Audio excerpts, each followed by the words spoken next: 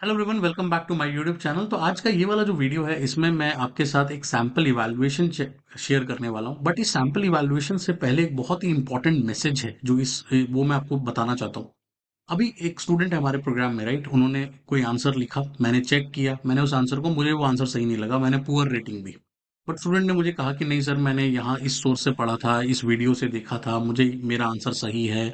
आप प्लीज एक बार दोबारा कंसिडर करो इसको चेक करने के लिए। तो मैंने कहा ठीक है। मैंने दोबारा वो आंसर पढ़ा और पूरा वो आंसर पढ़ के लाइन बाय लाइन उसमें डिटेलिंग कर दी कि भाई मुझे वो आंसर क्यों गलत लगता है, और वो वीडियो में आपको दिखाऊंगा भी कि मैंने क्या चेक किया है।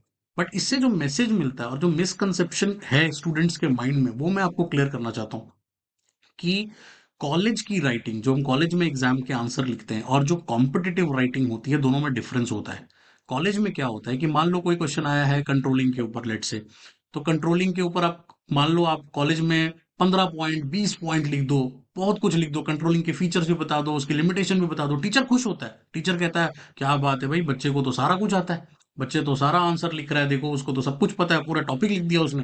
तो उसको आपको अच्छे मार्क्स देता है। 15 मार्क्स का क्वेश्चन है तो 12 13 मार्क्स लगा देगा आपको कि देखो भाई, और उसके बाद दूसरों बच्चों को भी दिखाएगा कि देखो जी, उसने ये भी लिख दिया था, उसने वो भी लिख दिया था, इसलिए मैंने उसको इतने मार्क्स दिए। ये कॉलेज में होता है। ठीक है, मैंने इतने साल कॉलेज में टीचिंग की है, यही देखा है कि टीचर ने देखा जी बच्चों ने कितने पेजेस भरे हैं। बच्चे को भी पता चल जाता है कि बच्चे शीट पे शीट लेके 5 5 पेज 6 6 पेज भरे जा रहे हैं। ठीक है। कॉम्पिटिटिव स्पेस में ऐसा नहीं होता। कॉम्पिटिटिव स्पेस में बहुत ही लिमिटेड वर्ड्स आपको मिलते हैं, 250 वर्ड है, 400 वर्ड है, 600 वर्ड है, आपको उतने में ही लिखना है वो आंसर। इसका मतलब ये है कि आपके पास गलती की गुंजाइश नहीं है। It's a competition. अगर आप गलती कर जाओगे, मान लो मैंने 10 पॉइंट लिखे, 10 में से 4 पॉइंट सही और 6 गलत है, तो आपकी हर गलती पे टीचर मार्क्स काट लेगा। मैं आपको बता रहा हूँ, जिस क्वेश्चन पे शायद आपको 10 मार्क्स मिलते थे, वहां दो गलती पकड़ी गई तो 7 हो गए, दो और गलती पकड़ी गई तो 5 हो गए, एक और गलती पकड़ी गई तो 1 हो गया। कोई बड़ी बात नहीं है। We can not go wrong. हमें चाहे हम 5 पॉइंट लिखें, बट पांचों करेक्ट होने चाहिए, क्योंकि ये कंपटीशन है, राइट? तो वीडियो देखें, आपको होपफुली इससे कुछ लर्निंग मिलेगी। और मैंने स्टूडेंट को भी समझाया, और मैं आगे ग्रुप को भी अपने समझाता हूँ ये बात कि भाई कंपटीशन में you have to be stay focused. हमें जो कोई पूछा गया हमें वही लिखना होगा, और वो उस पर अगर आपके पास कंटेंट नहीं है तो और भी मुश्किल हो जाएगी, राइट? और वो बारीकी नजर चाहिए एज एन इवेल्युएटर। मैं इसीलिए बिल्कुल फोकस्ड होकर, बिल्कुल कहते हैं ना कि इन डेप्थ में जाने की कोशिश करता हूँ कि स्टूडेंट को वो पता भी है कि नहीं वो प्रिसाइज पॉइंट, क्योंकि पेपर ऐसा आता है जो बहुत प्रिसाइज पेपर आता है, ऐसे नहीं आता कि कुछ भी लिख दो आप। ठीक है। So thank you so much. और अगर आप मेरे चैनल को पसंद कर सब्सक्राइब करना। मैं अभी आपको वीडियो भी दिखाता हूँ, अब आप वीडियो देखो। मिलते हैं फिर अगले वीडियो में। Thank you.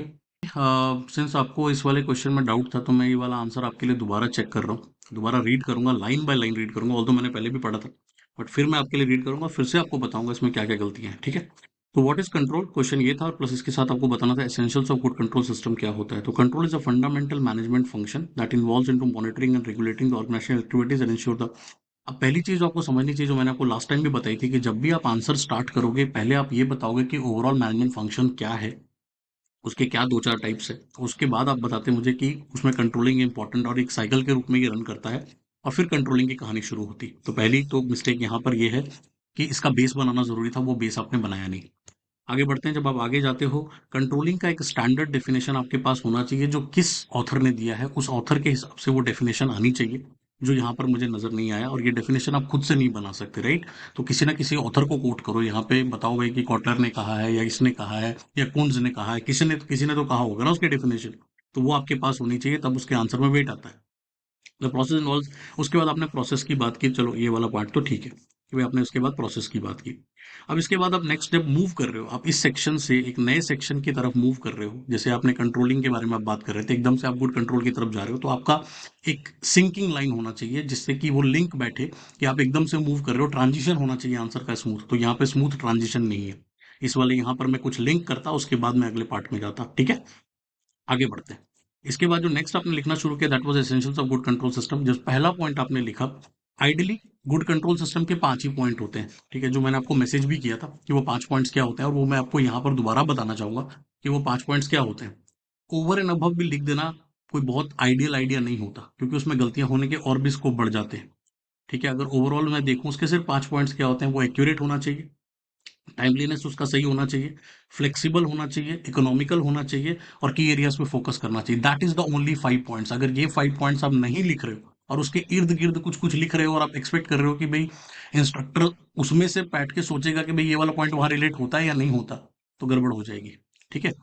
चलिए फिर भी पढ़ते हैं। अब क्या है, सुटेबल होना चाहिए भाई। क्यों सुटेबल होना चाहिए भाई? Control should be suitable to a specific activities it monitors. Okay, for example, a production control differs significantly from the, अब आप खुद सोचो, जो एग्जाम्पल आप दे रहे हो और जो आपका पॉइंट है, ठीक है, ये बेसिकली एडेप्टेबिलिटी की आप बात कर रहे हो कि कंट्रोल सिस्टम डिफरेंट होता है मार्केटिंग का और प्रोडक्शन का। इसका मतलब उसमें एक एडेप्टेबिलिटी होती है डिफरेंट फंक्शंस में जाने की। तो आपका पॉइंट एडेप्टेबल बनता था, ना कि सूटेबल। ठीक है, चलो आगे बढ़ते हैं। इस वाले पॉइंट की बात कर रहा हूँ, हो सकता है आपने अडेप्टेबल लिखा हो आगे, बट मैं अभी की बात कर रहा हूँ। प्रॉम्प्ट रिपोर्टिंग होनी चाहिए, timely reporting, communication of the, अब देखो, अब आप टाइमली कम्युनिकेशन की बात करो। टाइमली कम्युनिकेशन तो मैनेजमेंट का एक, कहता है ना कि हर जगह आता है। प्रॉम्प्ट रिपोर्टिंग होनी चाहिए, it's a feature of control, it's not the pre requisite. ये फीचर है उसका कि भाई उसमें प्रॉम्प्ट रिपोर्टिंग होनी चाहिए। फॉरवर्ड लुकिंग होना चाहिए भाई, ठीक है। फिर फॉरवर्ड लुकिंग क्या था?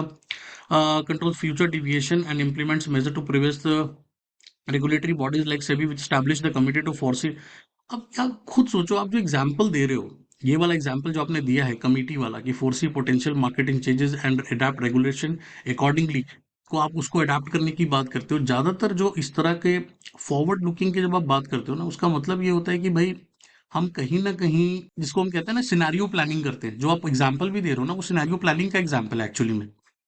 भाई जो चीज़ घटी नहीं है, हम उसके बारे में पहले सोच करके उसके बारे में प्लान करते हैं। ठीक है, मुझे ऐसा लगता है कि देखो, कंट्रोल जो होता है ना, वो हमेशा ऑलरेडी जो चीज़ हुई होती है ना, उसको कंट्रोल करने के लिए यूज किया जाता है। आप अपना खुद का ऊपर का ये पढ़ो जो आपने यहाँ पे लिखा था ना, एक्चुअल परफॉर्मेंस होता है, डिविएशन होता है, लिखा था ना। अब अगर आप कंट्रोलिंग का पूरा प्रोसेस पढ़ोगे, वो क्लियरली क्या बोलता है कि भाई जो चीज घट चुकी है उसको कंट्रोल करो। उसमें फॉरवर्ड की कोई बात नहीं होती, मैं आपको सच बता रहा हूँ। फॉरवर्ड उसके कंट्रोलिंग का जो टाइप है, उसमें एक टाइप आता है कि भाई जब आपका सब कुछ सही चल रहा हो तब आप फॉरवर्ड कंट्रोल कर सकते हो। But ideally forward controlling, forward looking आपकी प्लानिंग होती है। आगे बढ़ते हैं, कॉस्ट इफेक्टिवनेस की बात करें। हाँ, कॉस्ट इफेक्टिव होना चाहिए, ठीक है, गुड इकोनॉमिकल। मैंने पॉइंट आपको बताया था, ये वाला पॉइंट आपका करेक्ट है, बट इसमें एग्जाम्पल मिसिंग।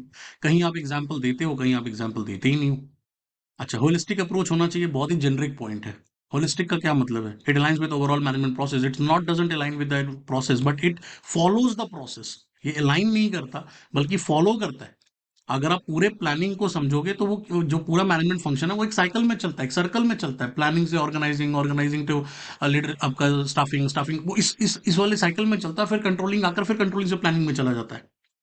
फ्लेक्सिबल होना चाहिए, ये पॉइंट आपका करेक्ट है। तो ये वाला दो पॉइंट आपके करेक्ट लगे मुझे, कॉस्ट इफेक्टिवनेस और फ्लेक्सिबिलिटी होनी चाहिए। बट इसमें भी एग्जांपल मिसिंग है, जहां एग्जांपल देना चाहिए था वहां आपने दिया नहीं। ऑब्जेक्टिव स्टैंडर्ड है, ये इसका प्रोसेस है। देखो, प्रोसेस में इसके स्टैंडर्ड्स होने चाहिए। तो कहीं आपने प्रोसेस डाल दिया, कहीं आपने एसेंशियल्स डाल दिए, कहीं आपने एग्जाम्पल डाला, कहीं एग्जाम्पल नहीं डाला, तो ये इनकंसिस्टेंट राइटिंग है लक्ष्मी। ठीक है, क्लैरिटी एंड अंडरस्टैंडिंग होनी चाहिए, वो तो हर जगह होनी चाहिए। उसमें कंट्रोल सिर्फ मतलब कंट्रोल, अब ये फिर अगेन कम्युनिकेशन से जुड़ा हुआ है। ऊपर जो कम्युनिकेशन आपने बताया, जो कम्युनिकेशन क्लियर होगा तो क्लैरिटी एंड अंडरस्टैंडिंग ऑटोमेटिकली बन जाएगी। तो मेरा ये कहना है कि जिस सोर्स को आप रेफर कर रहे हो, अगर उस सोर्स में 15 पॉइंट दिए हुए हैं, तो हर चीज पॉइंट आंसर में नहीं आएगा। आपको देखना पड़ेगा क्वेश्चन मुझसे क्या पूछ रहा है। तो आइडियली जो पॉइंट्स आपने इसमें, जो जो पॉइंट्स आने चाहिए थे, जो जो पॉइंट के ऊपर मैंने आपको 5 पॉइंट बताए, इसमें टाइमलीनेस की आपने कोई बात नहीं की एरियाज कौन कौन से होने चाहिए इफेक्टिव कंट्रोल के, उसकी कुछ बात नहीं की। उसके ऊपर आपको लिखना चाहिए था। एम्प्लॉय का involvement is again very generic point. तो ओवरऑल मुझे सिर्फ दो ही पॉइंट ऐसे लगे, या मान लो एक पॉइंट और मैं कंसिडर कर लूंगा, जो आपका ये वाला पॉइंट था। ऑब्जेक्टिव स्टैंडर्ड्स वाला फोकस ऑफ की एरियाज में आ सकता है, उसमें वहां पे उसको डाल सकते हो। 2 या 3 पॉइंट मुझे लगे जो काफी रिलेटेबल है, बट ओवरऑल मुझे ये आंसर अभी भी इनकंसिस्टेंट लगा है। और इसी वजह से मैंने इसको दोबारा पढ़ दिया आपके लिए, आपको पॉइंट पॉइंट सारा समझा दिया कि इसमें मुझे क्या गलतियां लगी। और एग्जाम में ना, मैं आपको सच बता रहा हूँ, आप अगर सही लिख रहे हो, आप सोच रहे हो कि मैंने 10 पॉइंट लिख दिया और उसमें से 5 सही है और 5 मान लो इधर उधर के पॉइंट्स है, मार्क्स नहीं मिलेंगे। मैं आपको बता रहा हूँ, या तो पुअर मिलेगा, एवरेज मिलेगा। मतलब ही यही है एग्जाम का कि भाई इट्स अ कॉम्पिटेटिव राइटिंग। कोई स्टूडेंट आएगा, 5 पॉइंट, मेन 5 पॉइंट जो इसके हैं वो लिखेगा, उसको समझाएगा, उसके एग्जाम्पल्स डालेगा, कहानी खत्म, उसको पूरे मार्क्स मिल जाएंगे, अच्छे मार्क्स मिल जाएंगे। रादर देन कि एग्जामिनर बैठ करके आपके पॉइंट्स को बैठ कर रैशनिंग करता रहे। कहीं ना कहीं ये रैशनिंग करने वाला आंसर है आपका। ठीक है जी, आई होप कि आपको इसके बाद समझ में आ जाएगा। थैंक यू सो मच, मिलते हैं अगले वीडियो में।